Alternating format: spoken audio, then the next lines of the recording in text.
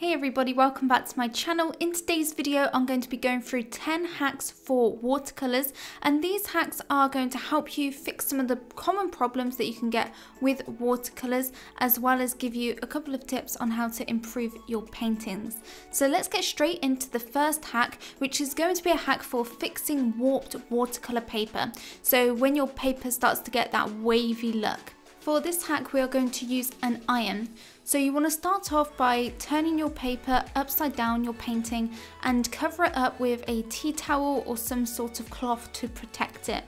And then go in with your iron and keep it on a low setting to start off with, and just simply go over the back of that paper, and this will flatten it out a bit and get rid of some of that waviness so it's not so obvious and so it's a lot flatter.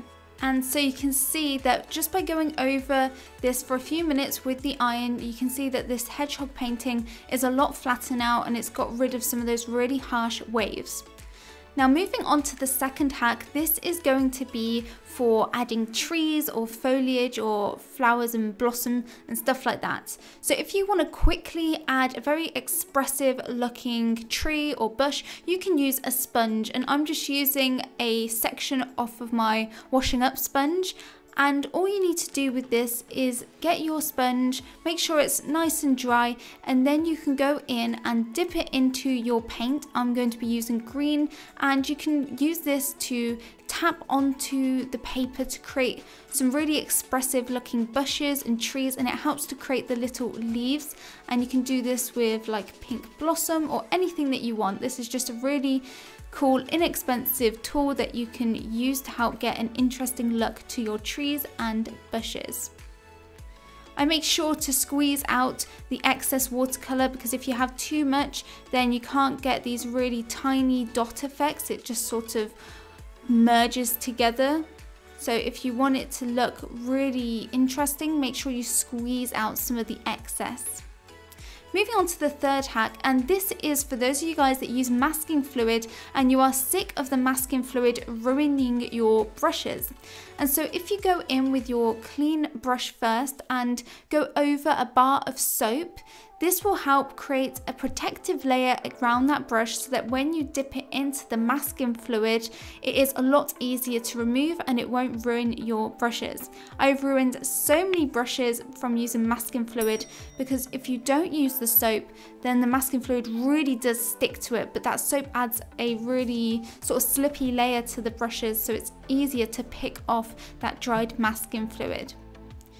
So I just dip my brush into that masking fluid, and you'll see how easy it is just to pull off any excess. So moving on to our fourth hack, and this is for adding highlights to layers of watercolor that are already dried. So you may have a dry watercolor painting and you may think that you want to go in and add a few highlighted details, like I'm going to be doing with this blue wash that I've got in. I let that wash dry, and you can go in and actually add in highlights even though the watercolor layer is already dried, by going in with a clean wet brush and just going over anywhere that you want to brighten up. And then you can remove that watercolor. Once you've gone over with that damp brush, you can remove that watercolor using a tissue. As you can see, I'm just going in with a wet brush wherever I want the highlight to be, and then I lift it up using the tissue. And you can do this for really tiny details as well. So just before we move on to the next hack, if you are looking to improve your drawing and painting skills, then over on my Patreon, I've got over 300 real-time tutorials for watercolors, colored pencils, charcoals, and much more. And for a small amount per month, you'll get instant access to all of these tutorials, as well as new tutorials every month, as well as all of the resources that you need to follow along with the tutorials.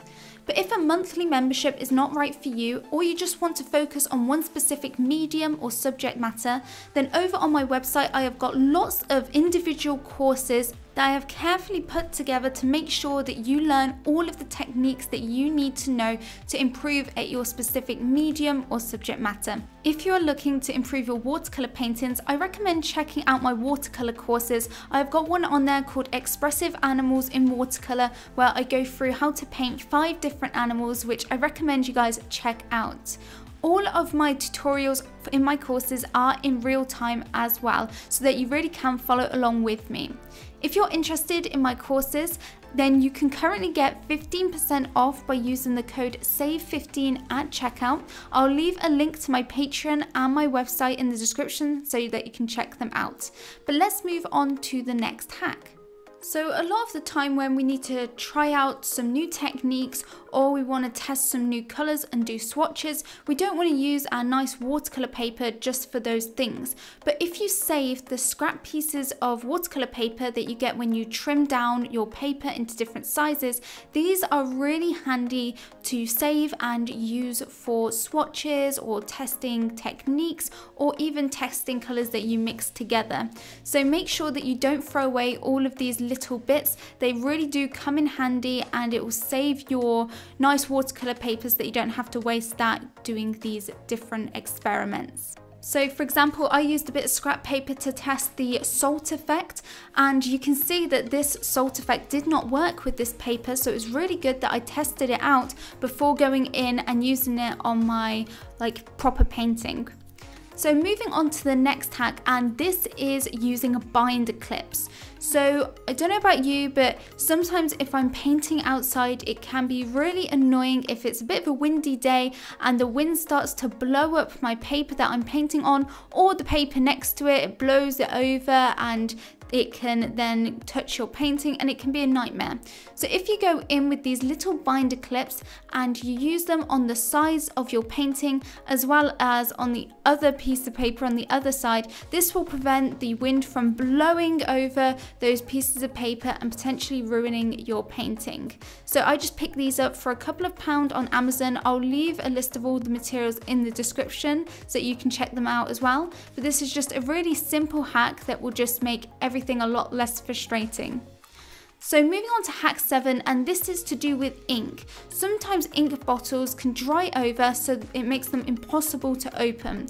But one thing that I found out is that if you run your ink bottle under a hot tap for a couple of minutes, and I do it as hot as I can get it, then this sort of melts the dried bits that are kind of stopping the cap from being able to open. It makes them liquidy again. I'm not the most technical person here, but basically it makes it super easy to open. So I just run it under that hot tap for a couple of minutes, and then it makes it really easy to open. I don't know how it works, but it works. So that's a hack for those of you that use ink, because I like to use metallic inks with my watercolours. So this was really handy. It meant that I didn't have to throw this bottle of ink away. One of the most common questions that I get from you guys is, how do I prevent my tape from ripping my watercolour paintings? So let's go through a hack to prevent this. So one thing that I recommend doing is when you're removing your tape, actually pull it away from the painting. And pulling it at an angle that's away from the painting will help prevent any tearing occurring onto the painting, and it will help get that really nice border. Also go super slow with this, don't rush it, otherwise you are more likely to tear your paper. So be very slow and pull it away from the painting. If you were to go straight up, like you can see I'm doing here, it very easily tears the paper. So just angle it a little bit away from your painting. Also, to help loosen up that tape and make it even easier to remove, you can go in with a heat tool like a hairdryer and just go over that tape for a minute or less and use a low heat setting. You want it to be warm, but you don't want it to be really hot. And this just makes it super easy to remove that tape. So that's how you can prevent it from tearing your watercolor paper. And as you can see, we've got really nice, clean border. We haven't got any tearing on our paper, whereas on this other side where we pulled it straight up and we did it quite quickly, it teared into the painting itself, and it also damaged a lot of that paper as well on that border. Now let's move on to hack number 10, and this is a hack where we're using a tea towel. And you can use any cloth, but I recommend one with bumps for this. And basically I'm going to be using this to remove masking fluid. So if you use masking fluid with your paintings and you've applied quite a lot of it, it can be very time consuming to try and remove it all with your finger, and it can actually hurt your finger quite a bit, I've found. So I tried using the tea towel and it really worked well. It made it so much faster to remove the masking fluid. It was a lot easier, there was no harm to my fingers. And also it got up a lot more with the masking fluid. It removed all of that masking fluid. It didn't leave any little bits. So this is a really easy way to make removing masking fluid really hassle-free. And so those are my 10 watercolor hacks. I really hope you enjoyed this video. Let me know what was your favorite hack in the comment section. But thank you guys for watching, and I hope you enjoyed the video. If you did, please give it a thumbs up and subscribe if you're new around here, and even tick that bell icon so you do get notified on my future videos. But that is it from me, and I'll see you guys in the next video. Bye everybody.